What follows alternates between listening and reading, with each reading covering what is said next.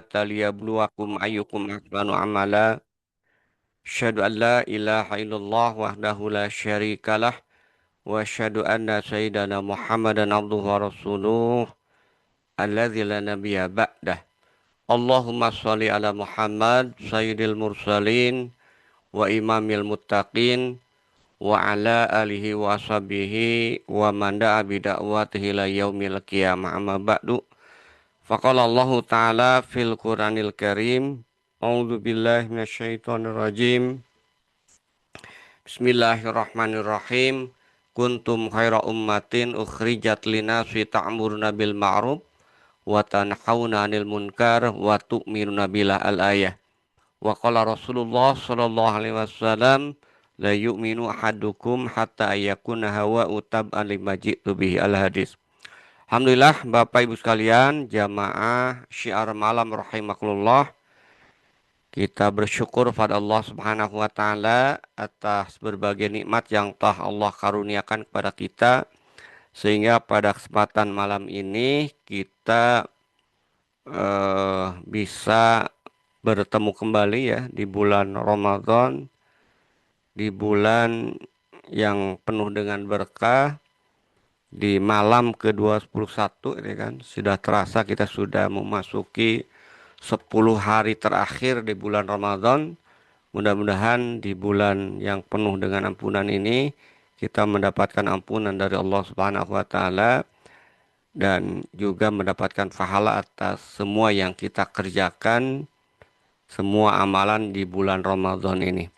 Baik Bapak Ibu sekalian, malam ini kita akan diskusi ya terkait dengan suara saya jelas kok indikatornya yang ini. Mas Norman?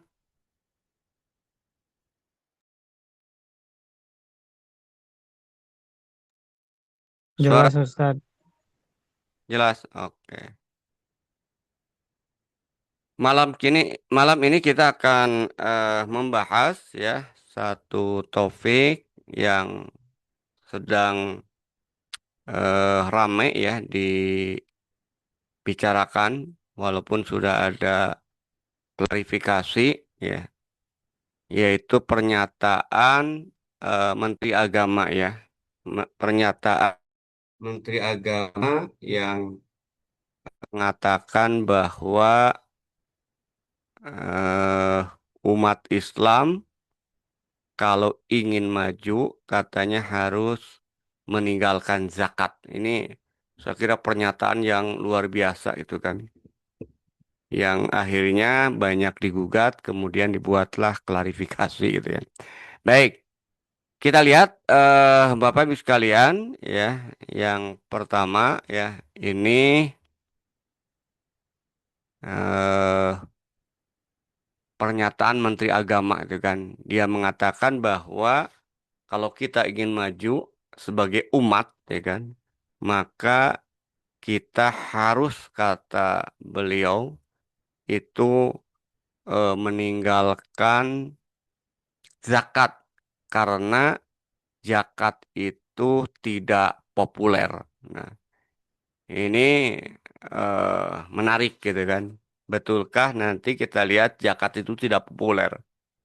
Bahkan beliau berdalih ya, Quran juga tidak terlalu mempopulerkan. Zaman Nabi zakat juga tidak populer, zaman sahabat pun katanya tidak populer.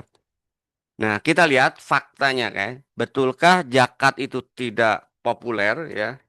Kalau kita perhatikan ya Bapak Ibu sekalian, saya coba cari sih apa sih yang disebut dengan populer gitu kan. Saya coba cari. Nah, berdasarkan eh, Kamus Besar Bahasa Indonesia yang disebut dengan populer itu terkenal dan disukai orang banyak. Ya. Yang kedua mudah dimengerti dan disukai orang banyak. Jadi populer itu merujuk kepada sesuatu yang memiliki popularitas, keadaan yang terkenal dan disukai oleh orang banyak. Jadi kalau pernyataan Menteri Agama bahwa zakat tidak populer, berarti kalau kita mengambil kebalikan, berarti zakat itu tidak terkenal ya dan tidak disukai oleh banyak orang. Nah, ini menarik gitu kan. Nah, benarkah bahwa zakat itu tidak terkenal dan tidak disukai banyak orang? Nah, kita lihat ya. Kalau kita lihat faktanya, pertama dia berdalih di dalam Al-Quran tidak mempopulerkan zakat. Ya. Padahal kalau kita lihat kata zakat di dalam Al-Quran itu disebutkan sebanyak 30 kali. Ya. Dan selalu biasanya disandingkan dengan bagian besar itu dengan kata sholat, ibadah itu kan. Aqimus sholah wa atuz zakah. Sementara kata sedekah di dalam Al-Quran ya, ada yang menyebutkan 12 kali, ada yang menyebutkan 14 kali. Yang jelas lebih banyak kata zakat dibandingkan dengan kata sodakoh atau sedekah. Maka ini jelas kebohongan itu kan. Kebohongan atau mohon maaf kebodohan itu kan. Karena kalau kita bicara populer itu kan berarti berapa kali disebutkan misalnya lebih banyak mana itu kan. Faktanya kalau kita lihat zakat itu kemudian lebih banyak disebutkan di dalam Al-Quran dibandingkan dengan kata sedekah. Kata dia justru sedekah katanya lebih populer. Ya. Jadi ini orang itu ngomong itu seenaknya aja itu kan. Itu memang karakteristik orang liberal itu asal ngap aja ngomong itu. Kalau orang mungkin tidak orang awam mungkin akan mengatakan iya iya aja itu kan, apalagi pakai dalil ya kan. Padahal dalil yang digunakan juga ngaco gitu kan. Nah, ini yang pertama tinjauan Al-Qur'an ya kan. Jadi bohong tidak benar kalau zakat itu dikatakan tidak populer di dalam Al-Qur'an. Kalau kita bicara terkait dengan syariat Islam terkait zakat ini, saya kira di kalangan umat Islam itu sangat populer gitu kan. Anak kecil aja tahu kok zakat itu rukun Islam gitu kan. Salah satu rukun Islam gitu kan. Jadi kalau dia kemudian tidak populer, jangan-jangan ya itu pertanyaan saya ada maksud apa gitu kan. Melecehkan Al-Quran, menghina Al-Quran, atau bahkan lebih jauh bisa jadi ya ingin kemudian melecehkan syariat Islam. Karena tipologi orang-orang liberal itu kan biasanya memang dia itu menggunakan hawa nafsu dalam membuat apa istilahnya itu menetapkan sebuah hukum itu kan. Nah, itu yang pertama itu kan. Nah, yang menarik adalah ini juga itu kan lagi-lagi ketika dia mengatakan bahwa zakat itu tidak populer di dalam Al-Qur'an ya. Dia mengutip ayat Al-Qur'an surat At-Taubah dengan firman Allah, "Khud min amwalihim shadaqah tutahhiruhum wa tuzakkihim biha." Nah, dia menyebutkan Al-Quran menyebutkan sodako. Kalau kita lihat ya kan, semua mufasir mengatakan sodako di dalam ayat ini maknanya tidak lain adalah zakat. Ya kan. Kenapa? Karena hukumnya wajib. Yang wajib itu zakat. Sementara sodako itu sunnah. Sementara ayat ini itu merintah untuk mengambil. Ya. Jadi sudah salah ya mengatakan Al-Qur'an tidak mempopulerkan kata zakat, salah juga mengatakan bahwa kata sodakoh di sini adalah sedekah padahal semua ulama sepakat ya ini adalah zakat. Jadi ya kita lihatlah bahwa nanti kita lihat apa sih yang dia inginkan dengan pernyataannya itu ya. Nah, kemudian betulkah juga zakat itu tidak populer misalnya di masa sahabat ya. Dia katakan kan di masa Nabi tidak populer, di masa sahabat juga tidak populer. Kalau kita perhatikan ya, para sahabat ya, salah satu peristiwa yang sangat penting ya ketika Rasulullah meninggal kemudian digantikan oleh Abu Bakar Siddiq sebagai khalifah itu kan. Abu Bakar Siddiq memerangi orang yang enggan membayar zakat. Ya.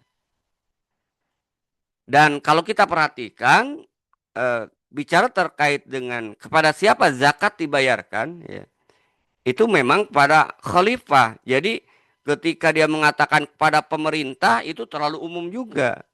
Jadi pemerintah yang menerapkan hukum Islam. Ya. Dan itu pun sebenarnya tidak semua jenis zakat.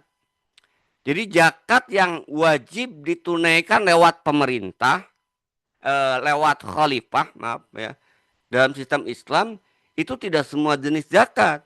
yang diwajibkan dibayarkan kepada negara itu adalah zakat binatang ternak dan zakat pertanian serta buah-buahan. Jadi tidak boleh dibayarkan langsung kepada mustahik, tapi harus melalui negara. Inilah yang dilakukan oleh Umar bin Khattab, maaf Abu Bakar Siddiq. Ketika sekelompok orang tidak mau membayarkan zakat ini, ya binatang ternak, pertanian dan buah-buahan, artinya tidak ke Abu Bakar, bukan tidak sebenarnya bukan enggan membayarkan zakat, tapi tidak mungkin tidak membayarkan ke Abu Bakar sebagai khalifah, ini yang diperangi gitu kan. Sementara kalau zakat yang lain, misalnya zakat emas perak ya, nukud ya kan, ya atau zakat tabungan, kalau sekarang kita punya tabungan, itu tidak harus pada masa itu juga diberikan kepada negara, boleh langsung diberikan kepada mustahiknya. Inilah yang saya dapatkan di dalam kitab Al-Amwal fi Daulah Khilafah karya Syekh Abdul Qadim Zalum ketika beliau membahas terkait dengan zakat ya. Jadi ini kita lihat faktanya. Ketika kemudian Abu Bakar Siddiq memerangi orang yang enggan membayar zakat, apakah bisa disimpulkan zakat tidak populer? Nah, ini kan pernyataan yang lagi-lagi ngaco gitu kan. Perkataan yang kemudian tidak didasari kepada fakta dan realitas, hanya didasarkan kepada hawa nafsu. Ya wallahu alam, apa tujuannya? Apakah melecehkan syariat Islam sampai perintah untuk meninggalkan, atau ya ada udang di balik batu itu kan. Itu kita yang nggak tahu kan.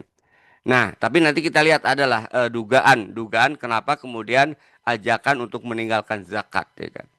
Nah, ini ya di bagian akhir ini gitu kan terkait dengan pengantar ini, kenapa kemudian mengajak meninggalkan zakat ya? Kalau kita lihat dari pernyataannya bahwa kalau kita ingin maju sebagai umat, kita harus meninggalkan zakat karena zakat kurang populer. Tadi katakan Quran tidak terlalu mempopulerkan, zaman Nabi juga tidak populer. Ini sudah saya katakan di awal sudah ngaco itu kan pernyataan ini. Cuman yang menarik juga pernyataan dia yang mengatakan bahwa kalau kita ingin maju sebagai umat, kita harus meninggalkan zakat. Nauzubillahi min dzalik gitu kan. Kalau disertai dengan iktikodi, karena ini adalah kewajiban, maka bisa murtad, ya kan? Kenapa? Karena zakat itu semua sepakat wajib. Kalau maknanya meninggalkan zakat, itu kemudian meninggalkan perintah Allah, bisa jadi pernyataan tersebut murtad. Ya walaupun setelah diserang sana sini dia klarifikasi gitu kan. Bahwa yang dimaksud zakat tetap wajib, fardu ain. Nah, tapi ya itu setelah diserang dari sana sini, gitu kan. Nah, tapi yang menarik adalah Bapak Ibu sekalian, pernyataan ini juga kalau kita lihat seolah-olah itu kan, ya, penyebab umat ini kemudian terbelakang, penyebab umat ini kemudian miskin, itu karena umat ini berpegang teguh kepada membayar zakat seolah-olah gitu kan. Kalau kita menggunakan mafhumnya itu kan berarti dengan pernyataan kalau mau maju harus meninggalkan zakat, seolah-olah zakat itu penyebab kemunduran umat, penyebab kemiskinan, penyebab keterbelakangan. Kalau kita mau menggunakan mafhum khalafah gitu.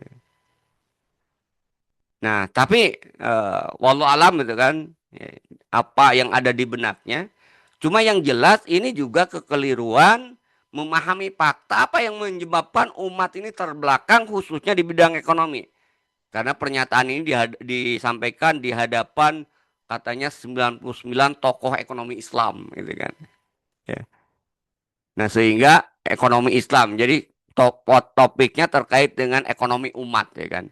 Jadi yang dimaksud dengan keterbelakangan itu mungkin yaitu dari sudut pandang ekonomi gitu kan. Dan memang fakta menunjukkan kita tidak pungkiri umat Islam mayoritas itu kan di berbagai belahan dunia secara ekonomi mereka itu memang ya mengenaskan. Di Indonesia aja nanti akan kita tunjukkan jumlah orang miskin itu sampai berada kalau menurut BPS 24 juta, kalau standar World Bank 170 juta itu kan. Yang pernah kita bahas itu kan. Nah, cuman masalahnya betulkah karena umat ini kemudian melaksanakan zakat ya, sehingga kemudian menjadi terbelakang gitu kan. tidak maju gitu kan. Nah, kalau kita lihat ya, ini juga pengamatan yang kurang cerdas menurut saya. Penyebab umat ini terbelakang miskin bukan karena menjalankan zakat, sehingga zakat harus kemudian ditinggalkan, tapi sebenarnya penyebab umat ini miskin terbelakang karena kita khususnya di Indonesia, bahasa saya itu lebih kapitalis dibandingkan negara kapitalis, menerapkan sistem ekonomi kapitalis. Jadi akar masalahnya umat ini, khususnya bangsa ini, terbelakang bukan karena menjalankan zakat, tapi karena menerapkan sistem ekonomi kapitalis, gitu kan. Apa buktinya kita lihat, ya kan. Ya.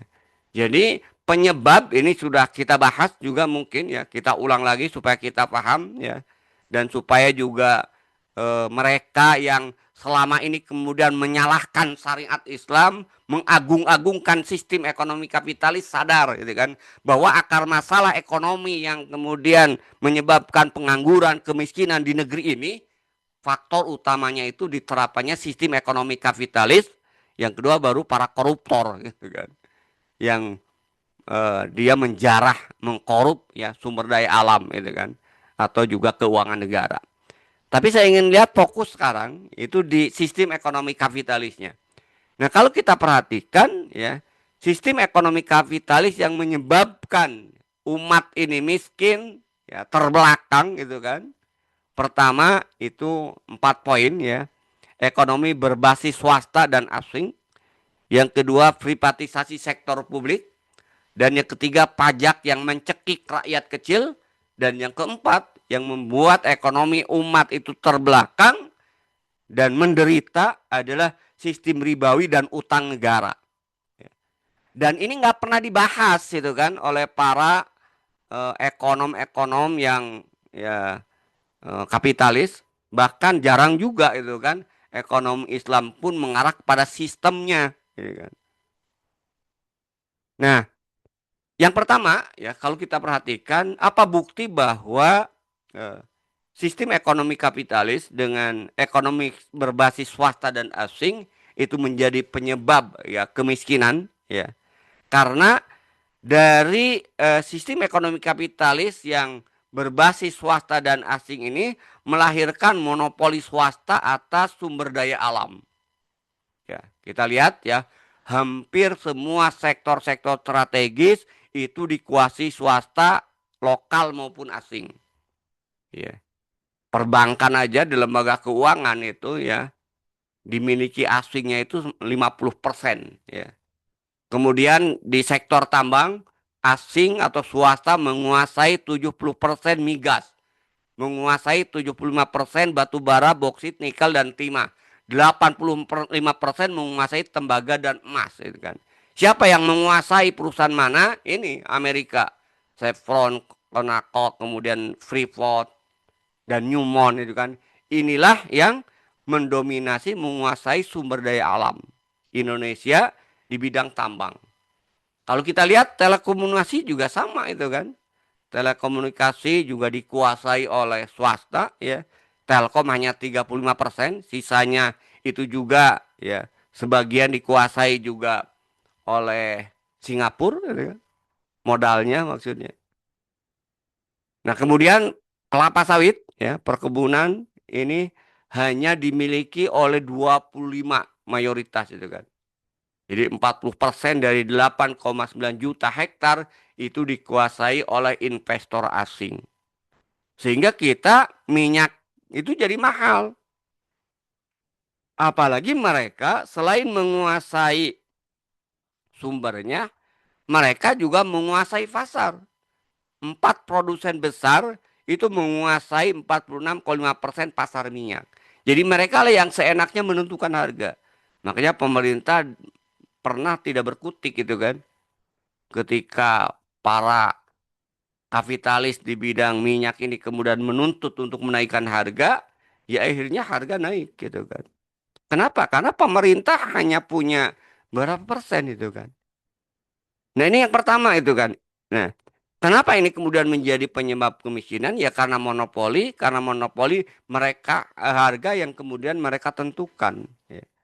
Di samping itu juga pemiskinan terjadi itu kan. Bahkan tidak sedikit kalau kalau kita lihat kan di berita-berita itu banyak rakyat yang kemudian tanahnya itu kemudian diambil alih oleh para oligarki ini itu kan. Dengan dalih ya tadi penyerobotan dan yang lainnya itu kan. Ini yang pertama ya. Yang kedua, penyebab umat ekonomi ini nggak maju, yang maju itu hanya segelintir orang ya, yaitu adanya privatisasi sektor publik. Ya. Jadi layanan dasar seperti listrik, air, kesehatan, dan pendidikan semakin mahal. Kenapa? Karena peran negara itu lepas gitu kan.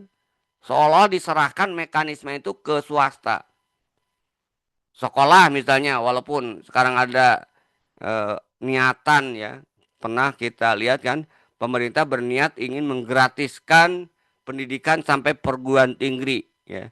Kemudian katanya dibutuhkan dana, saya lupa sekitar 189 triliun. Itu sebenarnya dana yang kecil tuh kan, tapi dianggap besar gitu kan. Kenapa saya katakan kecil ya? Dana itu kalau dibandingkan dengan utang luar negeri, pemerintah tiap tahun harus membayar utang luar negeri di atas 400 triliun. Tahun ini bahkan 500 triliun lebih gitu kan. Nah, untuk menggratiskan pendidikan tinggi di negeri itu hanya butuh 189 triliun. Itu kan kecil gitu kan.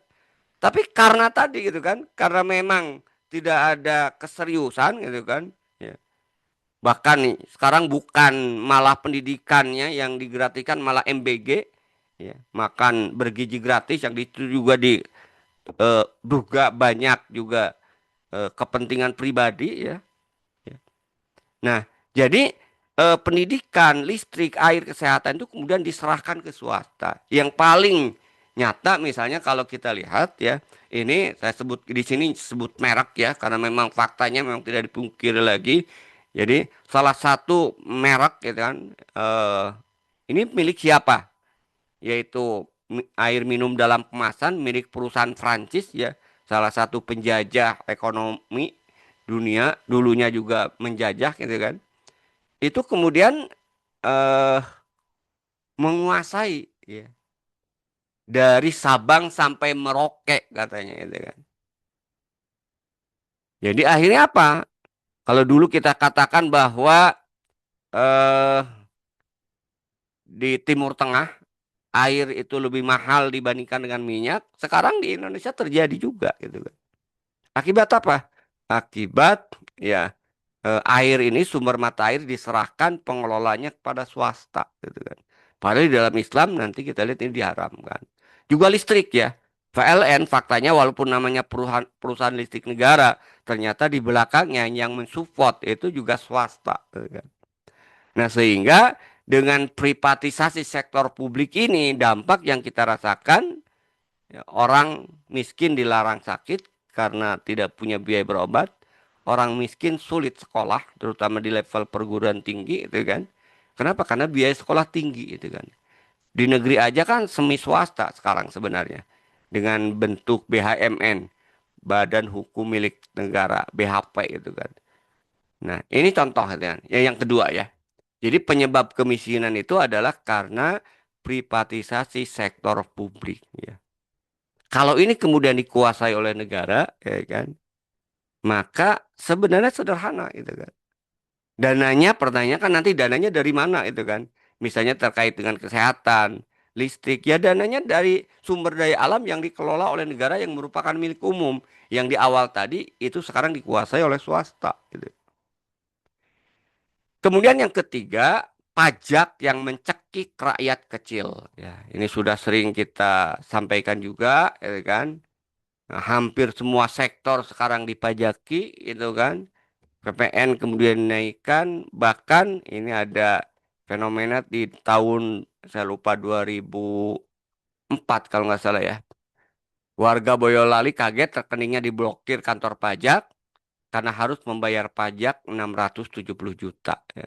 Padahal sebelumnya dia, Pak Pramono ini mendapat predikat orang yang taat pajak. Ya. Kemudian yang terakhir tadi, ya, penyebab kemiskinan itu adalah karena negara ini menerapkan sistem ekonomi kapitalis, ya, di mana APBN-nya berbasis utang, ya. kemudian juga sistem ribawi dalam sektor yang lainnya. Utang pemerintah misalnya di awal Januari, ini sekarang 2006 nambah lagi, berarti sudah di angka 9.000 triliun berarti ya, lebih gitu kan. Nah, bunganya yang harus kemudian dibayar itu menyentuh di angka 552 triliun. Itu yang saya katakan tadi, untuk menggratiskan butuh dana 189 triliun itu dianggap besar, sampai sekarang belum bisa dilaksanakan, tapi untuk bayar bunga itu seolah-olah tidak merasa keberatan. Ini 552 triliun. Berarti kurang lebih hampir 3 kali anggaran menggratiskan pendidikan, ya kan? Nah, ini saya kira ya. Jadi sekali lagi saya ingin tandaskan bahwa penyebab ya, penyebab keterbelakangan umat ya dari sisi ekonomi itu bukan karena umat menjalankan zakat sehingga harus ditinggalkan kalau umat ingin maju secara ekonomi. Tapi penyebab utamanya itu adalah penerapan sistem ekonomi kapitalis dengan 4 pilarnya tadi, gitu kan. Nah, lalu kalau kita ingin memajukan ekonomi umat bukan dengan meninggalkan zakat, ya kan? Ini kan pernyataan yang saya kira ini luar biasa itu kan. Akibat tidak paham itu kan, ngomong asal tanpa analisis itu kan, seolah-olah kemudian zakat penyebab kemudian kemunduran umat ya kan, padahal sehingga solusinya tinggalkan zakat, padahal kalau kita mau analisis secara mendalam menggunakan akal sehat ya, maka penyebab kemunduran umat di bidang ekonomi karena umat meninggalkan sistem ekonomi Islam, yaitu menerapkan sistem ekonomi kapitalis, maka solusinya adalah ya untuk mengatasi kemiskinan, untuk mengatasi keterbelakangan, maka kita menerapkan sistem ekonomi Islam secara sistemik gitu kan, dan juga solusi teknis dan praktisnya. Nah, apa yang kemudian harus dirubah sistem ekonomi, yaitu salah satunya yang paling dominan itu adalah sistem kepemilikan. Jadi dalam sistem ekonomi Islam, kepemilikan dibagi menjadi 3, ada milik individu, milik umum, dan milik negara. Milik umum dan milik negara ini wajib dikelola oleh negara, dan ini menjadi tumpuan utama Baitul Mal atau APBN. Karena itu di dalam sistem ekonomi Islam, pajak itu sesuatu yang diharamkan menjadi pendapatan utama dan rutin. Karena Rasul menyatakan la yadkhulul jannah swahibu maksi, tidak akan masuk surga penguasa yang menjadikan pajak itu sebagai pendapatan utama. Mukus itu kan dalam hadis itu. Nah, kemudian solusi teknis dan praktisnya itu kan. Jadi ini secara ideologis ya, sistemik ya, ganti sistem ekonomi kapitalis dengan sistem ekonomi Islam, di mana pembenahan kembali konsep kepemilikan. Kalau barang yang masuk dalam kategori hajat hidup orang banyak, barang tambang yang jumlahnya tidak terbatas dalam sistem ekonomi Islam masuk dalam kepemilikan umum, haram pengelolaannya diserahkan kepada swasta, wajib dikelola oleh negara. Nah, sehingga dari sini kita lihat ya, semua sektor kepemilikan itu memberikan kontribusi optimal kepada APBN. Nah, dalam kepemilikan individu nanti masuk salah satu sektor zakat tadi. Jadi zakat itu memang bagian kecil, tapi bukan berarti tidak populer itu kan. Jadi salah itu kan. Zakat memang tidak dominan dalam pendapatan APBN, tapi bukan berarti tidak populer. Nah, itu yang harus kemudian diperhatikan. Nanti kita lihat ya lebih lanjut bagaimana kedudukan zakat dalam sistem ekonomi Islam gitu kan. Nah, jadi itu solusi sistemik dan ideologisnya, solusi teknis dan praktisnya menjalankan berbagai kebijakan untuk mengurangi kemiskinan dan menjamin pemenuhan kebutuhan pokok setiap individu. Nah, ini teknisnya itu kan dalam pandangan Islam ya, solusi teknis tadi ya, negara mengelola sumber daya alam untuk kepentingan rakyat. Nah, baru kemudian optimalisasi fungsi zakat, haram memungut pajak untuk rakyat kecil, untuk orang kaya, muslim boleh tapi sifatnya insidentil, ya kan. Kemudian larangan riba dan utang berbunga, gitu kan. Negara, nah ini poin yang kelima ini, negara bertanggung jawab atas kebutuhan dasar rakyat, baik mekanismenya langsung maupun tidak langsung gitu kan. Nah, menarik, saya ingin fokus sedikit ya tambahan terkait dengan pembahasan zakat. Dalam sistem ekonomi Islam, kedudukan zakat itu bukan mekanisme untuk mengentaskan kemiskinan dari sudut mekanisme ekonomi. Apa yang saya maksud ya? Nah, jadi pertama kalau kita lihat dalam pandangan Islam, zakat itu posisinya sebagai ibadah, ta'abudi. Maka kalau mengatakan zakat itu tidak populer itu kan, ya itu mohon maaf itu kan literasinya kurang gitu kan. Bahasa kasarnya bodoh mungkin itu kan nggak mau baca itu kan. Atau memang ada niat lain gitu kan. Kenapa? Karena zakat itu ibadah dan ibadah itu pasti populer di kalangan umat Islam itu kan. Seperti halnya sholat, ya. Sholat dan zakat itu kan selalu bergandengan itu kan. Bahkan setiap bulan Ramadan, semua umat Islam pasti itu kan mengenal dan populer zakat. Ya, walaupun yang populer biasanya di bulan Ramadan zakat fitrah dan biasanya juga zakat mal itu kan. Kenapa? Karena zakat itu posisinya ibadah, ta'abudi itu kan. Walaupun dalam kehidupan sekuler sekalipun karena ini ibadah, umat itu kemudian mengenal. Oke lah kalau misalnya sistem ekonomi Islam yang lainnya itu kan, umat tidak begitu mengenal itu kan. Tapi kalau bicara terkait dengan zakat ya, yang kaitannya dengan eh, ibadah ini semua itu kan, itu pasti mengenal. Wong anak kecil aja seperti saya katakan tadi tahu bahwa zakat itu salah satu rukun Islam gitu kan. Kemudian yang kedua, betul tadi itu kan, tapi yaitu bahwa lembaga yang memiliki otoritas untuk mengambil secara fakta memang negara. Jadi perintah khud min amwalihim sodakoh, ambillah dari mereka sodakoh, zakat itu perintah ya wajib ya. Maka negara bisa memaksa kalau ada individu yang tidak mau membayar zakat. Ya. Nah ini yang ketiga itu kan. Jadi zakat itu adalah mekanisme non ekonomi untuk mendistribusikan harta dari muzaki kepada mustahik. Dan kita lihat ya, yang disebut dengan mekanisme non ekonomi itu apa? Tadi mekanisme ibadah. Nah, karena itu ya, zakat itu sebenarnya tidak ada kaitannya langsung, artinya bukan tidak ada kaitan langsung itu bukan berarti tidak diperuntukkan ya kan. Jadi zakat itu tidak ada kaitannya langsung sebenarnya dengan pengentasan kemiskinan. Kenapa? Karena fakir miskin itu hanya salah satu. Kalau kita pisahkan fakir dan miskin, tuh kan, ya itu eh, hanya salah satu atau dua asnaf yang berhak untuk mendapatkan zakat. Ketika tidak ada orang fakir, tidak ada orang miskin, ya kan, bukan berarti zakat kemudian selesai, gitu kan. Apalagi harus ditinggalkan. Ya. Wong sekarang banyak orang miskin, ya. Kemudian zakat harus ditinggalkan kan sebuah kekonyolan, gitu kan. Jadi kali lagi mekanisme non ekonomi untuk mendistribusikan harta dari muzaki kepada mustahik. Ya. Nah, sementara kalau kita lihat dalam konteks menjaga kebutuhan pokok individu ya di dalam sistem ekonomi Islam itu dikenal atau eh, di apa istilahnya itu diperlukan langkah-langkah yang secara syara ya itu memang tidak langsung setiap individu itu kaitannya dengan kebutuhan pokok itu pokok individu maksudnya itu memang dijamin oleh negara. Jadi mekanismenya itu untuk kebutuhan pokok individu, mekanismenya itu tidak langsung dari negara. Pertama, setiap individu wajib memenuhi kebutuhannya sendiri dengan bekerja.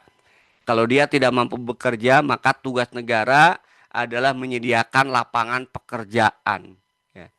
Salah satu dalil yang sering kita dengar adalah Rasul membelikan 2 dirham kepada salah seorang penduduk ya dan beliau mengatakan 1 dirham gunakan untuk makan, 1 dirham gunakan untuk bekerja, beli kampak dan gunakan untuk bekerja. Kemudian baru jika individu tidak mampu maka kewajiban memenuhi kebutuhan pokok jatuh pada ahli waris ya. Siapa? Suami menafkahi istri, ayah menafkahi anaknya, anak menafkahi kedua orang tuanya, dan negara berhak memaksa bagi yang mengabaikan itu. Kalau misalnya tidak punya ahli waris, maka kewajiban jatuh kepada negara, yaitu apa? Dari Baitul Mal. Salah satu sumbernya itu dari zakat. Walaupun zakat bukan satu-satunya sumber untuk memberikan makan orang miskin, ya kan? Atau untuk membantu orang yang tidak cukup untuk memenuhi kebutuhan pokoknya. Jadi itu kewajiban Baitul Mal, ya kan? Nah, Nah, ini faktanya ketika sistem ekonomi Islam diterapkan secara sempurna, bukan hanya sistem keuangannya, tapi juga konsep kepemilikan, sistem moneter, dan yang lainnya, maka kita saksikan kesejahteraan yang luar biasa kita dapatkan di masa Rasulullah dan khilafah Islamiyah. Ini di masa Rasulullah, ini kan, orang yang punya utang dijamin oleh Rasulullah untuk dibayarkan kalau tidak ada ahli warisnya dengan sabda Rasulullah, man mata taraka malan falyarisu wa man mata taraka dainan aw dhayaan falyatini fana maulahu. Kata Rasulullah, barang siapa yang mati meninggalkan harta, harta itu untuk ahli warisnya, akan tapi siapa yang mati dan meninggalkan utang dan orang-orang yang lemah, tidak ada yang kemudian membayarkan, kata Rasulullah, falyatini, datanglah kepadaku karena akulah yang akan memberikan atau membayarkan utang dan menjamin ya makan bagi anak-anak dan istrinya yang terlantar.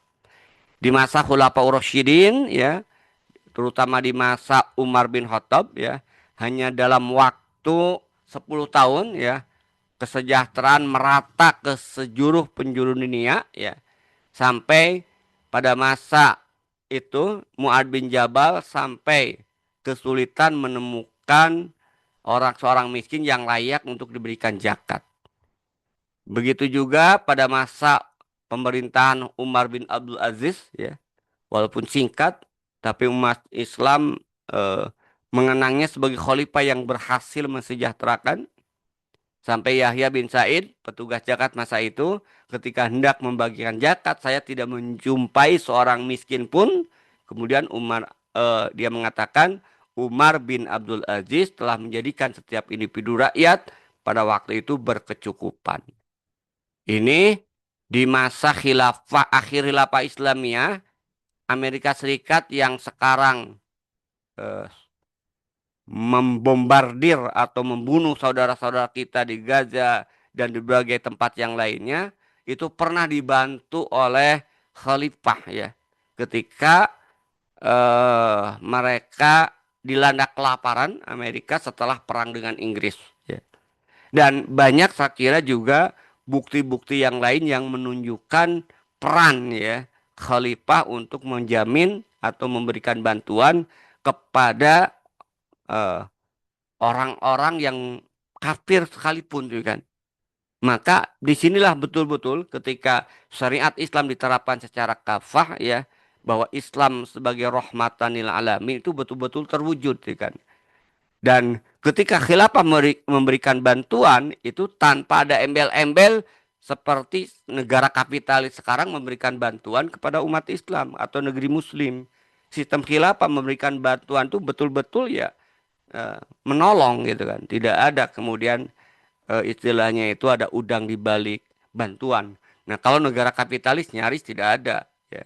Bantuan yang tidak disertai dengan apa istilahnya itu manfaat yang mereka dapatkan, baik riba maupun juga konsesi-konsesi yang lainnya.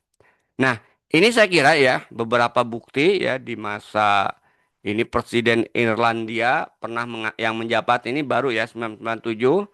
Dia juga seorang anggota delegasi Gereja Katolik. Dia mengatakan dalam pernyataan persnya terkait dengan musibah kelaparan di Irlandia pada tahun 1847 yang membuat 1 juta penduduknya meninggal.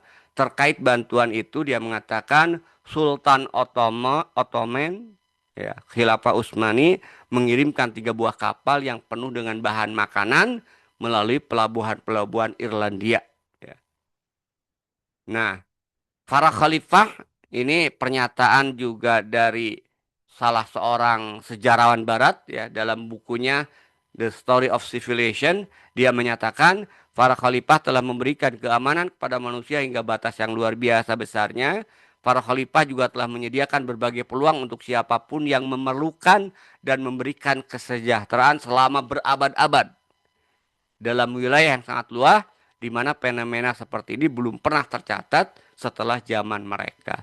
Artinya kalau kita lihat terbukti bahwa ya sistem khilafah itu yang menerapkan sistem ekonomi secara kafah yang mewujudkan umat ini bangkit, umat ini sejahtera, ya kan? Tidak terbelakang. Dan insya Allah, ya janji Allah, khilafah akan kembali tegak, sedang diperjuangkan oleh umat Islam yang memiliki kesadaran, ya, dan tinggal ya dakwah terus kita gencarkan, karena ini adalah janji Allah, ya, sebagaimana yang terkait dengan salah satu hadis yang diriwayatkan oleh Imam Muslim, yakunu fi akhir ummati khalifah yahsul malah hasyan la ya'uduhu adada.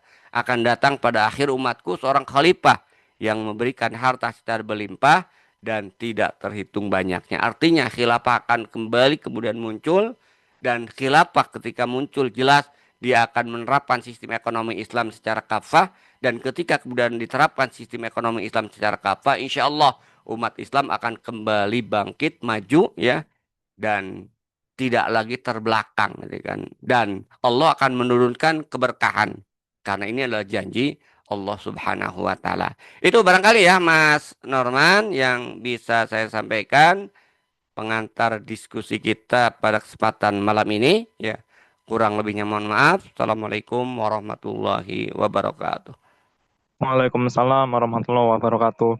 Ya, Alhamdulillah, syukur Ustadz, kita telah dipaparkan, dijelaskan terkait seputar kajian politik ekonomi aktual, rusaknya ekonomi kapitalistik, zakat digugat. Nah, ini Alhamdulillah kita buka sesi diskusinya, tanya jawabnya buat Bapak Ibu yang ingin bertanya, atau bisa kita kasih kesempatan mau live atau langsung bertanya ke beliau, nanti langsung resen saja to the point pertanyaannya. Atau yang memang ingin mengirimkan pertanyaannya ke kolom komentar, bisa juga kirimkan kolom komentar pertanyaannya. Nanti kita akan mintakan beliau langsung menanggapi. Baik, kami berikan kesempatan buat yang bertanya langsung juga boleh.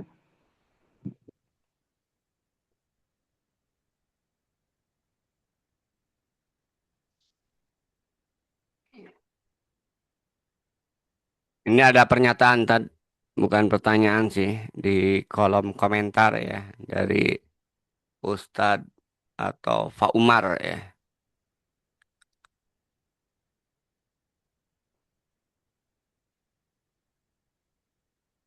Ya, bagaimana Ustadz?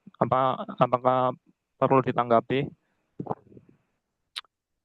Ya, saya bacakan ya. Menag sudah dapat jet pribadi. Ya, dia sengaja berkata seperti itu agar masyarakat menganggap semua ustadz, ulama, dan penceramah itu penipu. Hanya mengarang untuk mempengaruhi orang-orang polos, lugu, bodoh, agar memperoleh keuntungan baik dirinya atau circle-nya. Karena ideologi Islam dianggap bertentangan dengan ideologi Pancasila, Indonesia harus diateiskan, halal dan haram sudah bukan zamannya. Syukron atas pencerahannya, semoga Menag sadar dan membela Islam kafah dalam khilafah. Jadi ya itu fakta juga itu kan. Kemarin kan Menteri Agama itu sempat dihebohkan karena dia mendapat fasilitas jet pribadi. Nah, mau kemudian digeruduk sama KPK karena itu masuk dalam kategori gratifikasi sebenarnya. Tapi ya itulah kalau undang-undang buatan manusia. Kalau dia kemudian lapor sebelum sebelum sekian hari, maka itu tidak termasuk yang bisa dikriminalisasikan. Ya. Jadi akhirnya dia apa lapor itu kan ke KPK atau ke pihak yang terkait, akhirnya bebas dari tuduhan jeratan korupsi atau menerima gratifikasi. Padahal kan jelas faktanya itu kan. Ya itulah kalau saya lihat undang-undang buatan manusia itu kan bisa dibuat ya sesuai dengan kepentingan dan hawa nafsunya itu kan. Jadi ya kalau dianggap kemudian eh, mungkin tidak berlawanan dengan kepentingan politiknya, ya bisa aman. Tapi kalau dianggap bertentangan dengan politik penguasa, ya bisa jadi korban, gitu kan. Jadi eh, ditangkap KPK atau tidak, ya itu lebih eh, yang sering muncul opini itu adalah dia itu dilindungi atau tidak oleh sistem, oleh rejim maksudnya. Walaupun korupsinya nyata, ya seperti ya mantan presiden Indonesia kan banyak sekali kan eh, terbukti sebenarnya kalau mau sejak jadi gubernur itu kan dengan proyek bisnya dan sebagainya, ya karena dia dilindungi oleh oligarki yang menguasai dan mengendalikan pemerintahan, aman-aman saja. Nah, itu barangkali ya komentar saya gitu kan. Jadi memang eh, ini menarik gitu kan. Me- Kalau kita lihat apa istilahnya itu eh fenomena pernyataan Menteri Agama tadi gitu kan.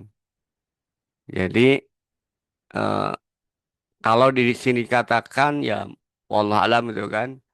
Jadi seolah-olah agar semua ustadz, ulama dan penceramah itu penipu gitu kan.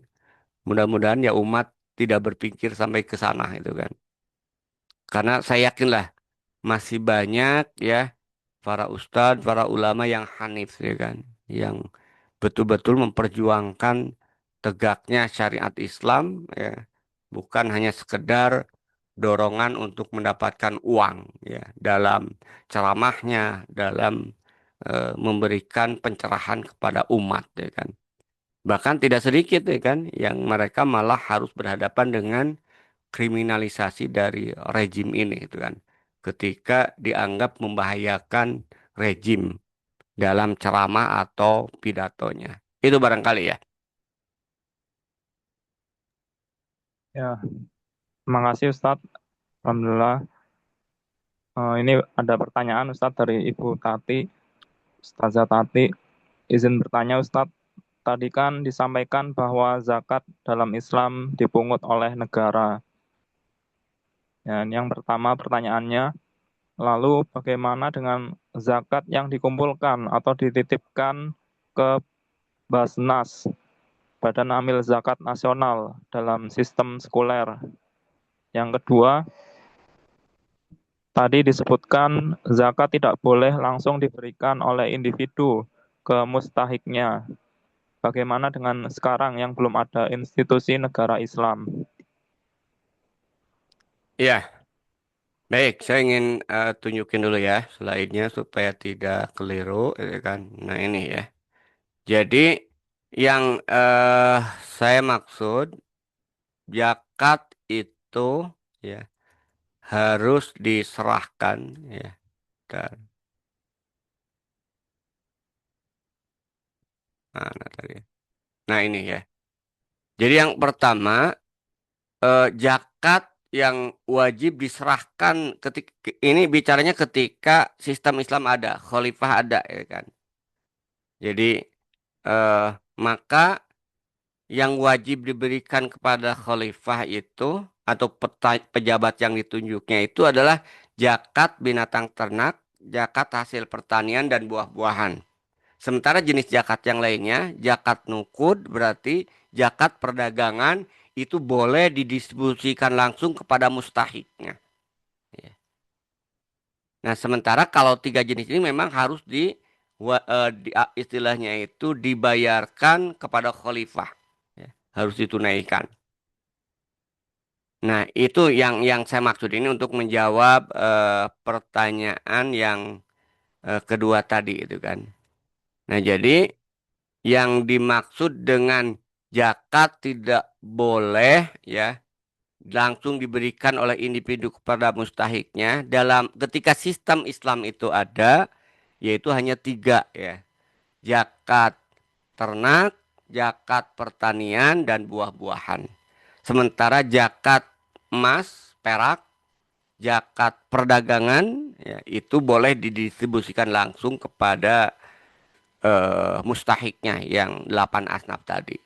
Nah, eh, Lalu bagaimana ketika sekarang belum ada institusi? Nah, ketika kemudian tidak ada institusi ya, zakat buah-buahan, zakat ya, semua berarti ya, semua zakat mal ya boleh didistribusikan langsung kepada mustahiknya.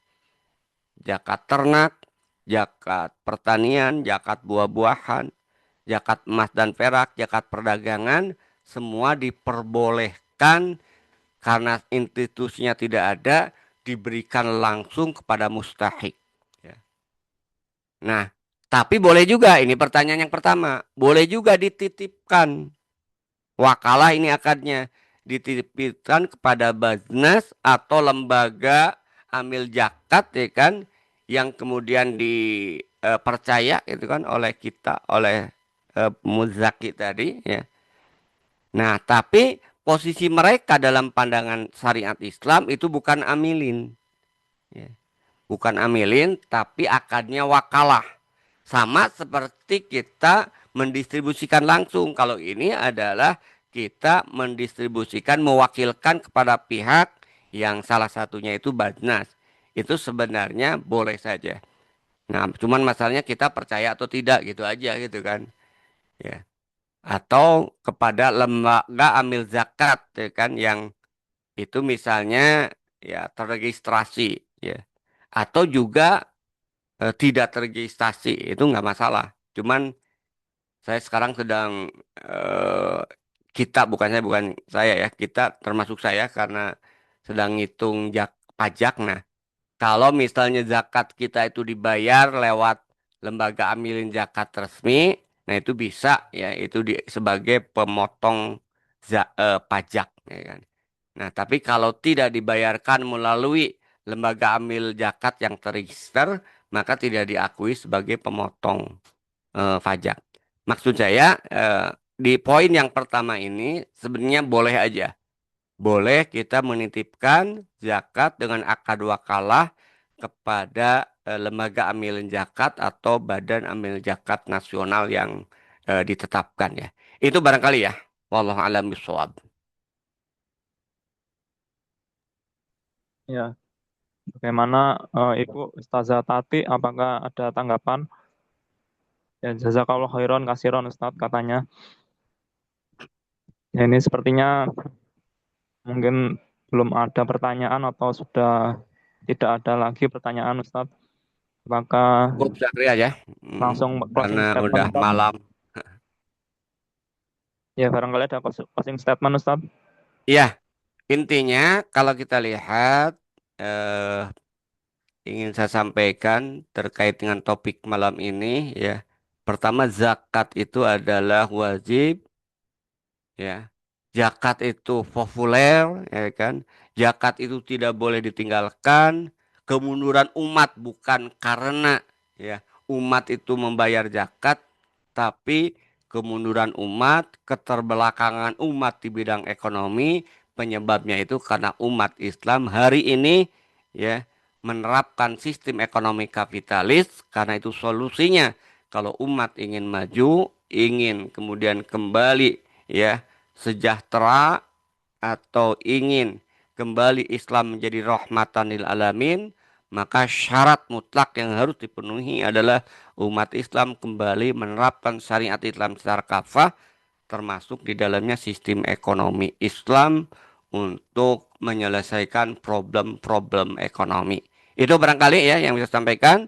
Kurang lebihnya mohon maaf. Terima kasih Bapak Ibu yang masih setia ya, walaupun mungkin ya di sela-sela kelelahan kita dalam menjalankan ibadah Ramadan. Semoga ini mendapatkan pahala yang sangat besar dari sisi Allah Subhanahu wa taala. Semoga Allah memberikan hidayah keistiqomahan kita untuk senantiasa berpegang teguh terhadap syariat Islam dan mewujudkan agar syariat Islam secara kafah bisa diterapkan segera ya dengan diangkatnya seorang khalifah yang akan memimpin kaum muslimin sedunia. Wallahu a'lam bishawab. Wassalamualaikum warahmatullahi wabarakatuh. Waalaikumsalam warahmatullahi wabarakatuh. Ya, alhamdulillah, syukron Tats